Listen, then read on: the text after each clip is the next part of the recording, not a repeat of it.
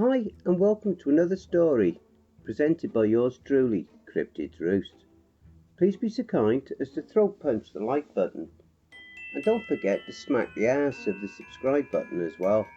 This will help with YouTube's algorithm and will help promote the channel more. If you would like to support the channel and help make it grow, my PayPal is paypal.me/cryptidsroost. Don't forget to check out the merch store. All the links are listed below.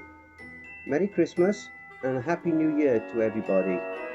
So grab a coffee, sit back and enjoy the show.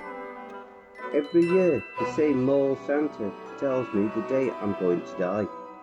This fantastic new story is written by Polonium Poisoning, a brilliant author over on Reddit. I was only 6 when a mole Santa whispered to me the words that would haunt me for the rest of my life until now. Christopher T. Barnes, you'll die on December 20th, 2019. I barely knew what dying meant, or how far ahead was the year 2019, but his eerie tone made me cry. My mother thought that his costume scared me and just laughed it off, promising that next year, when I was a grown boy, I would enjoy it. I didn't. I cried every time Mom took me by the hand and made me enter huge doors dotted with fairy lights and fake mistletoes between November and December, and no one knew why. Somehow I knew it sounded ridiculous. A Santa is a good old boy who brings people joy, not the utter despair I felt every time I saw one. Over the years, no matter how much I avoided going to malls or even leaving the house around Christmas time, he would show up somewhere, somehow, and whisper the exact same words in my ear. The twisted Santa, my eternal chaser, would show up at school, at my grandparents' backyard when I was shoveling the snow, at my doorstep delivering pizzas, and even at my bedroom window if I refused to go outside. I was always anxious about what his next step would be. He never harassed me further than this yearly reminder of the day of my death. But as I grew up, I started fearing that he was some kind of maniac and that I should go to the police. On the other hand, claiming to see a Santa that gives you a creepy omen every year sounds so much more like a mental illness than anything else, so I feared. I feared everything. My mother was comprehensive to the point of making me an incapacitated, unfitting adult, and I never moved out of her house or got married. Dad had long left the two of us when she passed. At 45, and with premature wrinkles around my eyes from my endless worries, I had to look for my first job. Life was so fucking ludicrous. I did interviews for fast food chains and department stores, but never even dead-end jobs were willing to take on a middle-aged man who never worked before. I was afraid I was going to lose my mother's house, the only place in the world where I ever felt relatively safe. And then I was offered a job as a mall Santa.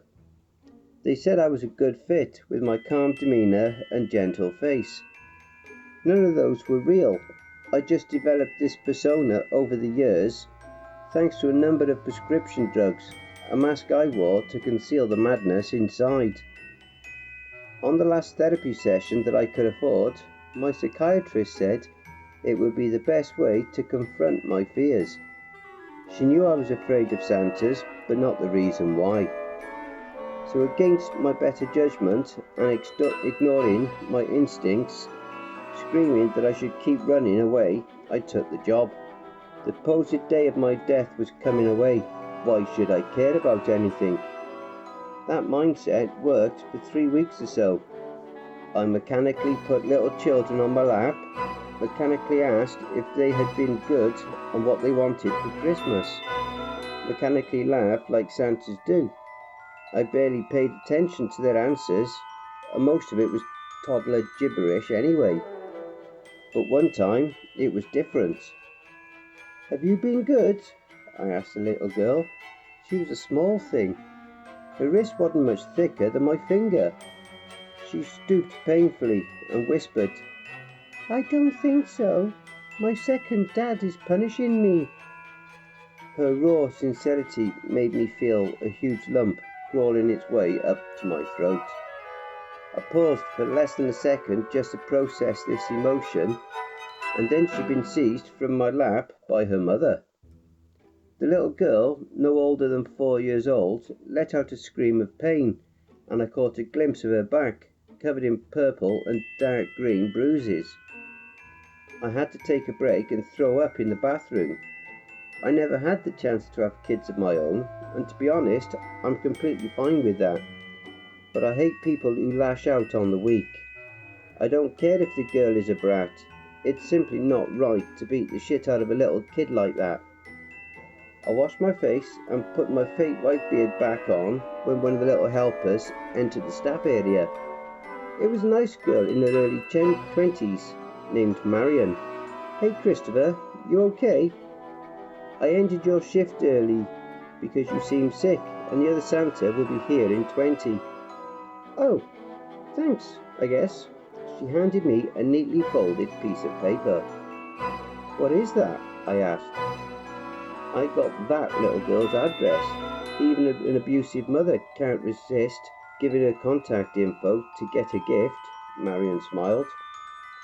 She was still nice as ever, but there was something different about her, something dangerous. And what about it? As a Santa, don't you want to help children? I left a bell and a red bag next to your stuff. When she said that, it felt like some distant part of my brain understood things before I did. I drove to the address. It was an unassuming lower middle class neighbourhood. You could hear the little girl screaming from 3 houses away, but apparently the people who lived nearby didn't want to meddle. Cowards. I rang the doorbell. A man yelled, "Shut the fuck up!" before rushing to open the door for me, a fake smile on his face. The same woman from earlier was right behind him with a nervous grin. "I heard there's a girl in this house who's been very good this year," I chirped gleefully, barely recognising myself. I then let myself in and closed the door behind me. But it's not Christmas yet, is it? And the adults have been naughty, so today the gift is for them. I opened my bag, not knowing myself what they would get. It was exciting. A giant, gooey, radioactive green hand came out of it and punched the stepfather in the face. The punch was so strong that he fell on the floor, and his skin started to fizz, then melt where the knuckles hit it. He cried, holding his damaged nose, while his wife laughed. "I told you that one day karma would get you." No, lady. I can't have you acting all righteous while you let him treat your daughter like garbage and cover for his actions now, can I? Like it was controlled by my thoughts, the giant hand then reached for the woman's throat and started choking her. "Fuck you and that cursed child!" the man screamed as he got up and tried to use this as an opportunity to escape. "I don't like men who abandon their ladies and escape. I'll teach you to be gentlemanly," I announced, then jingled my bell. The sound was soft, like a very small spoon against porcelain. 3 tall and muscular reindeer appeared literally out of nowhere, filling the modest living room to the brim. One of them had a red nose and red, bloodshot eyes. They looked majestic and beautiful, but also incredibly hungry, strong, and bloodthirsty. Even the gooey hand let go of the woman's neck, showing respect for the animals I just summoned, and giving them priority to do as they pleased. I didn't need to say a word. The elks approached the stepfather and voraciously ripped the skin off his bones. Then the giant hand crushed whatever remained of him. It was over in no more than 2 minutes, but I bet that being butchered alive like that felt like an eternity. The man's eyes were still open the whole time before being ripped out. Please, I beg, don't do this to me. I promise I'll be good," the mother begged for her life. The reindeers didn't attack her. Instead, they stood perfectly still and looked unconcerned. Then they bowed to me, letting me decide the woman's fate. I think you should give her a second chance, boy. I heard a friendly but terrible voice I'd recognise anywhere. It was the mole Santa who always told me the day I was going to die. As I saw him crossing the threshold of the door, I noticed he hadn't aged a day. There's always next Christmas to be on the naughty list, after all. I started to tremble, and my knees felt like they were going to collapse. You? I was able to offer, with a mix of fear and hatred. I then realised that today is December 20th, 2019, the day of my death. Had he come to claim me? Me? He replied, full of joy. Today's the day you die as Christopher T. Barnes, boy. As prophesied long ago. You were able to summon the bloody Rudolph with a mere jingle of a bell. Now you're ready to be reborn as most powerful, vengeful Saint Nicholas. That's what you ruined my life for, so I could become a vigilante mole Santa? I asked, in disbelief. The gooey hand and the rangers were still respectfully waiting, and the woman gasped for air as quietly as she could, afraid to catch our attention. Well, yes. He didn't seem sorry. Someone has to deal with the naughty list. I was so excited for the day you'd join us. The perks of the job are great, like not getting any older than you are now. And have you ever felt so alive? I indeed felt good, but it does not change the fact that my mind crushed was by him for 4 decades. I never found happiness in my life. I was always afraid. I'm a powerful, vengeful Saint Nicholas, you say? I asked, and he eagerly shook his head. Yes. That's good.